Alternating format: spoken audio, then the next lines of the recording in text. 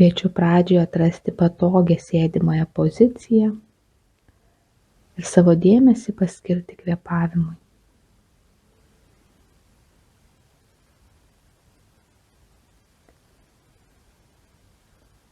Kartu savo dėmesį perkelti į savo kojas, pėdas.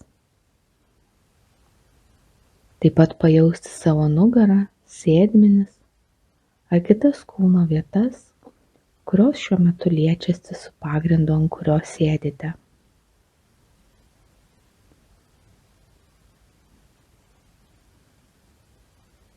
Leiskime savo atsipalaiduoti ir pajusti šiuos pojūčius.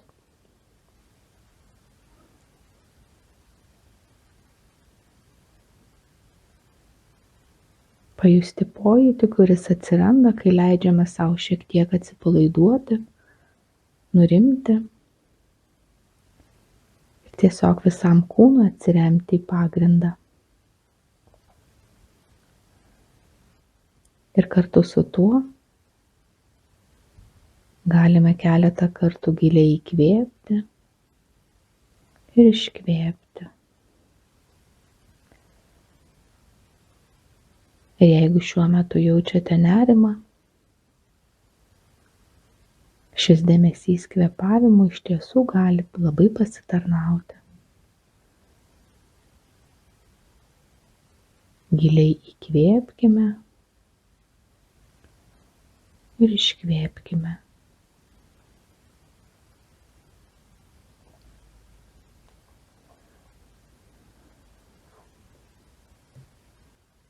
Ir nors nerimas gali atimti daug mūsų dėmesio, mes galime savo dėmesiui suteikti kitą kryptį ir patyrinėti pojūčius.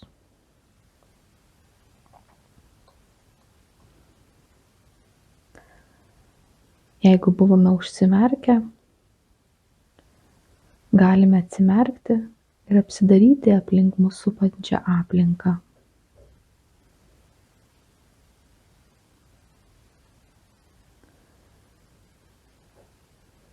Sau įsivardinti 3 dalykus, kuriuos šiuo metu matome aplink save.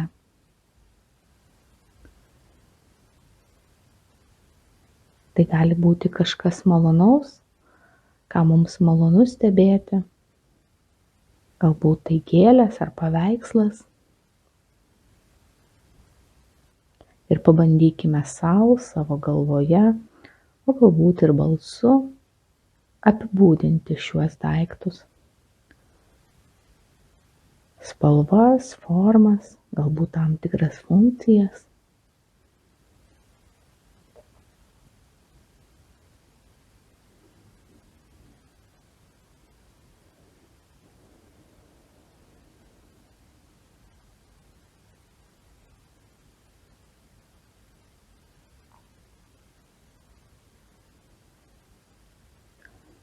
Ir dabar nuo daiktų, kuriuos ką tik stebėjome, pabandykime pereiti prie garsų stebėjimo. Pastebėkite 3 skirtingus garsus. Jie gali sklisti iš objektų, kurie yra arti jūsų, o gal šiek tiek toliau.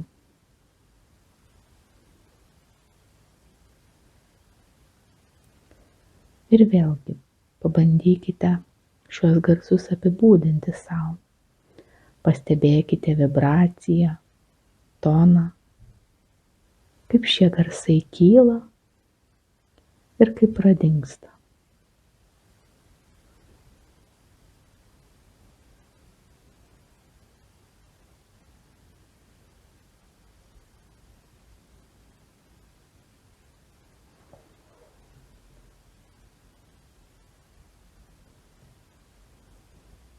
Pereikime prie skonio pojūčių. Tai gali būti tam tikras iššūkis, tačiau tiesiog pabandykime pastebėti pojūčius burnoje.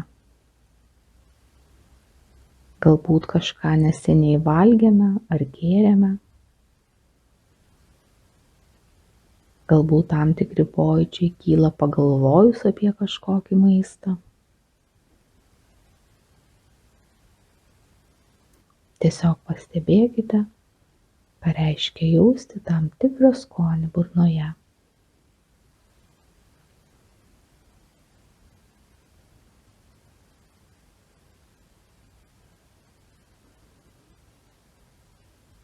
Toliau pereikime savo dėmesiu prie kvapų. Galbūt galima giliau įkvėpti ir aplinkoje pajusti tam tikrus kvapus. Tiesiog pastebėti juos.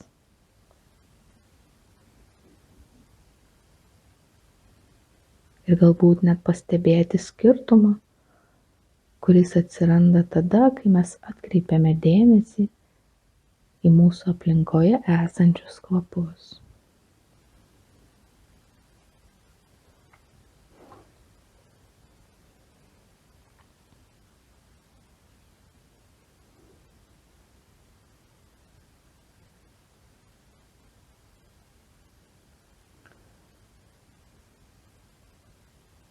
Ir dabar pereikime prie pojūčio, ties kuriuo mes jau buvome kiek stabtelėję, tai lytėjimo pojūčio. Dabar galime šiek tiek atidžiau atkreipti dėmesį į šį pojūtį, į tai, ką reiškia, kai mūsų kūną liečia drabužiai, objektas, ant kurio sėdime, tai kaip mūsų kojos liečiasi su pagrindu.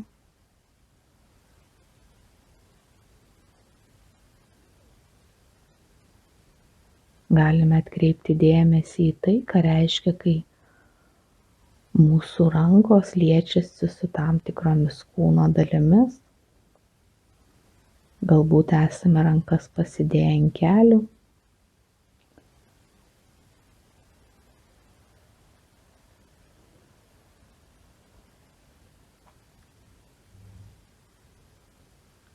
Ir galime net savęs paklausti, ką pastebiu, kai atkreipiu savo dėmesį į rankas, kurios šiuo metu guli ant mano kelių.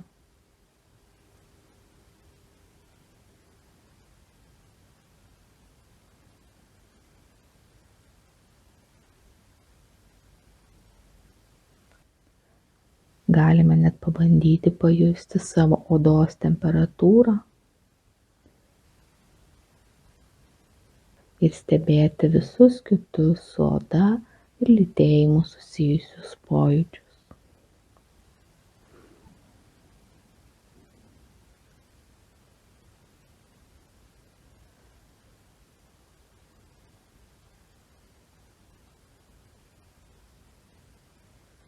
Ir dabar tiek, kiek patogu, mes pabandysime pažvelgti į savo nerimą.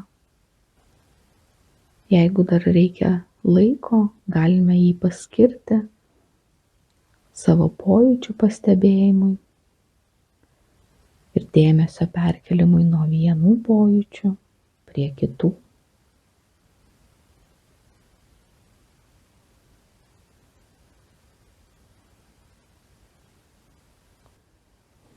Ir kai būsite pasiruošę, aš kviečiu jūs užduoti sau klausimą. Kaip aš pastebiu nerimą? Kurioje kūno vietoje jį jaučiu?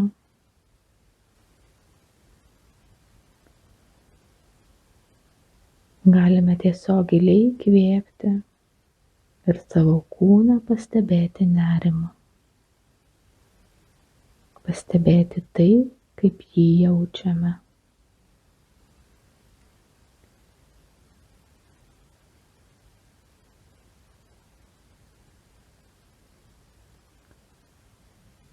Galbūt galime net pastebėti tam tikras nerimo detales.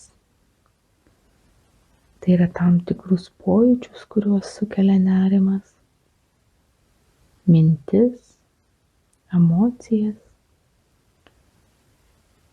impulsus veikti. pastebėti visą su tuo susijusią energiją.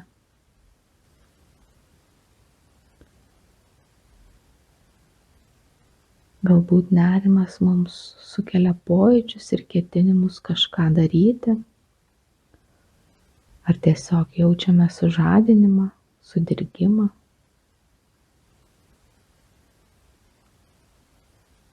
Ir pastebėkime, kaip nerimas ir nerimo pojūčiai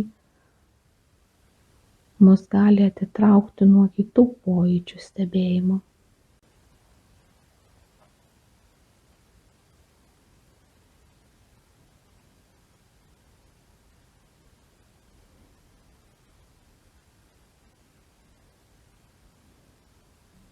Ir pastebėkime, kaip mūsų dėmesys kinta, galbūt net šokinėja nuo vienų pojūčių stebėjimo prie kitų, prie nerimo. Ir galbūt net tampa sudėtinga susikaupti, sutelkti dėmesį į savo pojūčius.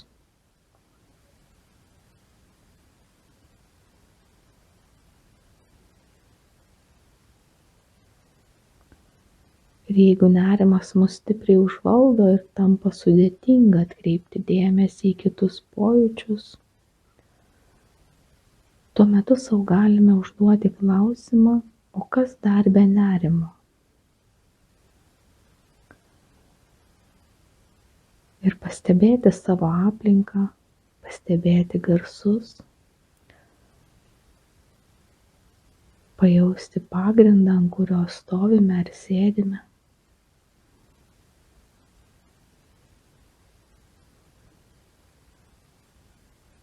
Tiesiog imti ir leisti sau suabejoti savo nerimu. Ir kai jis tampa labai stiprus ar varginantis, paklausti savęs, o kas yra dar?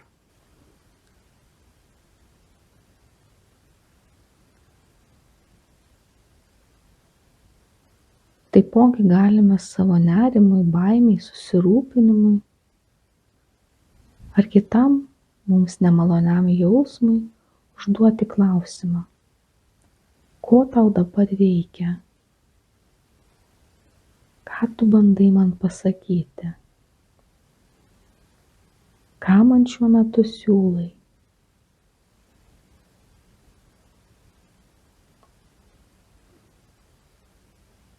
Ir pabandyti pastebėti savo galvoje, kūne kylančius atsakymus. Galbūt kažkokius vaizdinius, kylančius žodžius, mintis.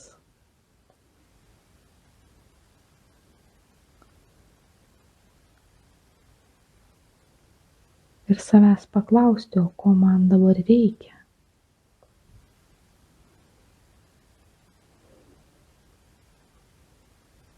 Ir baigiantis šiai praktikai, aš kviečiu jūs įsiminti atsakymus į šiuos klausimus, įsiminti kūno pojūčius, galbūt kilusius vaizdinius ir tiesiog visą informaciją, kuri mums atėjo, kai sau uždavėme šiuos klausimus.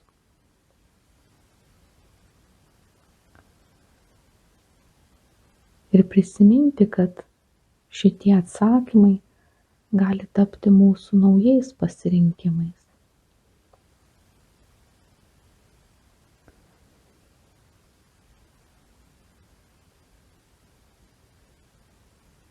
Ir dabar, kai būsite pasiruošę, dar keletą kartų galime giliai įkvėpti, iškvėpti, pajausti atsipalaidavimą savo kūne.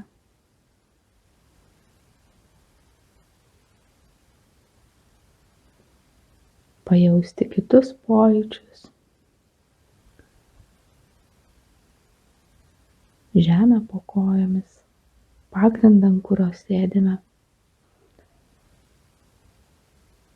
Ir sugrįžti bei pratęsti savo dieną.